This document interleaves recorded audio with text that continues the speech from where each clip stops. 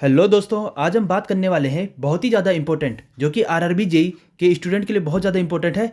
जे RRB JE CBT 2 का syllabus के बारे में। इससे पहले हम बात कर लेते हैं एक खुशखबरी जो आई है आरआरबी की तरफ से। वो पहले तो आपने सुन ली होगी, अगर सुनी नहीं है तो अभी देख लेते हैं, उसके बारे में जान लेते हैं।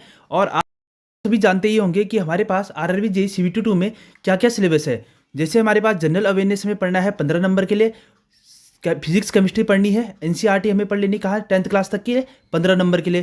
कंप्यूटर के बारे में हम पढ़ लेना है जो कि हमारे 10 नंबर का आएगा। इन्वायरमेंट हो गया, पॉल्यूशन के बारे में इसे पढ़ लेना है, कितने नंबर का है, 10 नंबर का है।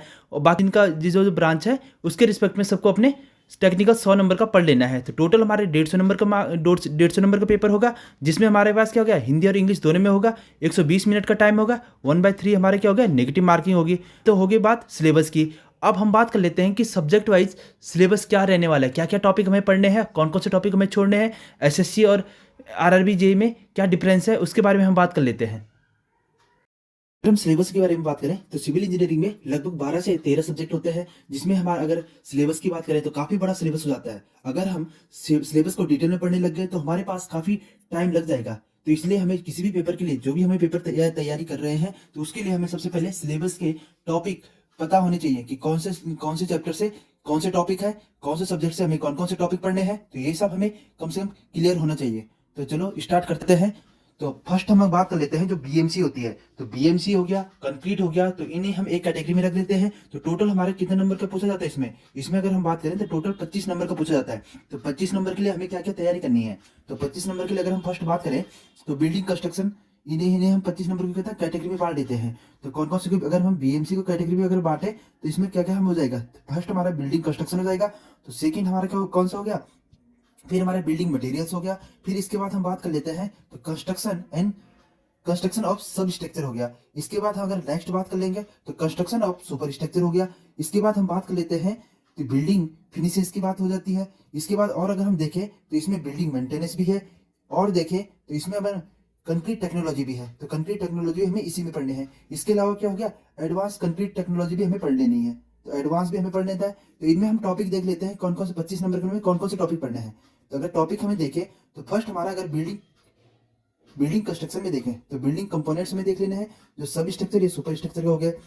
फिर टाइप ऑफ स्ट्रक्चर देख लेना है, लोड बेयरिंग हो गया, फ्रेम स्ट्रक्चर हो गया, कंपोजिट स्ट्रक्चर हो गया। बिल्डिंग मेंटेनेंस मटेरियल की अगर हम बात करें, बिल्डिंग मटेरियल की बात कर ले तो हमें मैसनरी मटेरियल पढ़ना है, कौन कौन से, स्टोन हो गया, ब्रिक हो गया, मोटार्स हो गया। इसके बाद इसके बाद और क्या पढ़ना है हमें, टिम्बर हो गया और मिसलेनियस मटेरियल हो गया। मिसलेनियस मटेरियल में हमें कौन कौन से पढ़ने हैं, जैसे ग्लास हो गया, इसमें कुछ क्वेश्चन पूछे जाते हैं, प्लास्टिक हो गया, फिर हमारा फाइबर हो गया, एल्यूमिनियम स्टील हो गया, गैल्वेनाइज आयरन हो गया, बिटुमेन हो गया, पीवीसी हो गया, सीपीवीसी हो गया एंड पीपीएफ ये हो गया। इसे हमें पढ़ लेना है।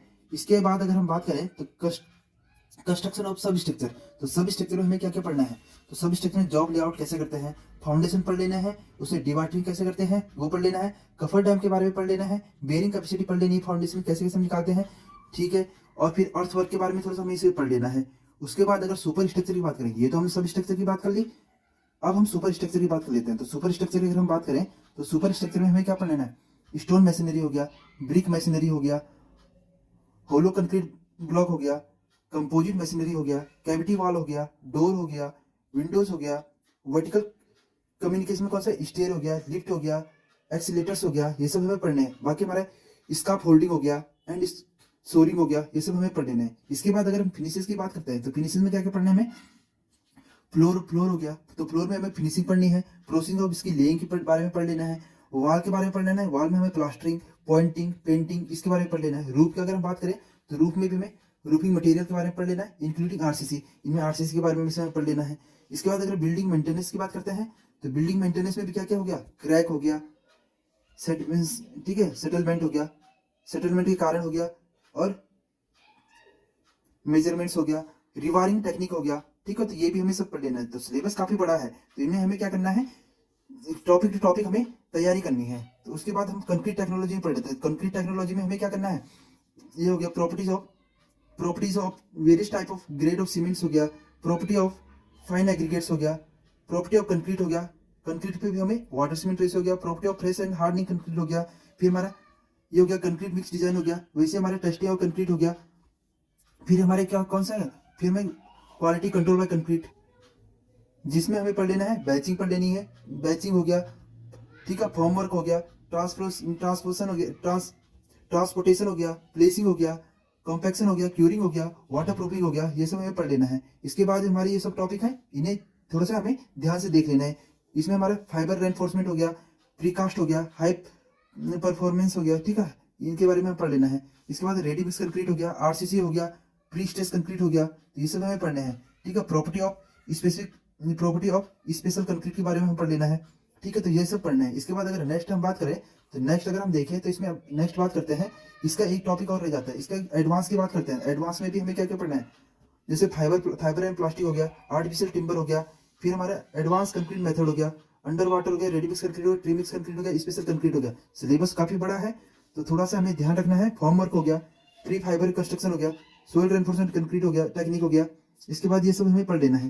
तो ये सब हो गया, पाइल के बारे में पढ़ लेना है, विटामिन पेपर के बारे में पढ़ लेना है, फ्लोर पॉलिसी के बारे में पढ़ लेना है। तो ये सब हमें पता होना चाहिए। इसके बाद अगर हम इरिगेशन की बात करते हैं तो इरिगेशन में थोड़ा सा सोइल पढ़ लेते हैं पहले। तो सोइल में अगर हम बात करें तो सोइल में 8 से 9 नंबर का सोइल आ जाता है, जिसमें हमारे क्या जियो टेक्निकल इंजीनियरिंग हो गया, फाउंडेशन हो गया, पेमेंट्स हो गया, अर्थ रिटर्निंग स्ट्रक्चर हो गया, अर्थन डैम के बारे में पढ़ लेना है।